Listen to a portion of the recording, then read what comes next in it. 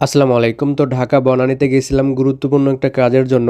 দেন বাসায় ব্যাক করার সময় হজরত শাহজালাল আন্তর্জাতিক বিমানবন্দর বাস স্টেশনে নেমে পড়লাম বিমানবন্দর ভিজিট করার জন্য। গাইস, আমি মাঝে মধ্যে গাজীপুর থেকে ঢাকা যাওয়ার সময় দূর থেকে শুধু বিমানবন্দর দেখি, বাট বিমানবন্দর এরিয়াটা ঘুরে ঘুরে দেখা হয় না। তো আজকে ভাবলাম নেমে বিমানবন্দরের বাইরের সাইডটা একটু ঘুরে দেখব। তো যেই ভাবনা সেই কাজ, বাস থেকে নেমে এখন হাঁটতে হাঁটতে চলে যাচ্ছি বিমানবন্দরের দিকে।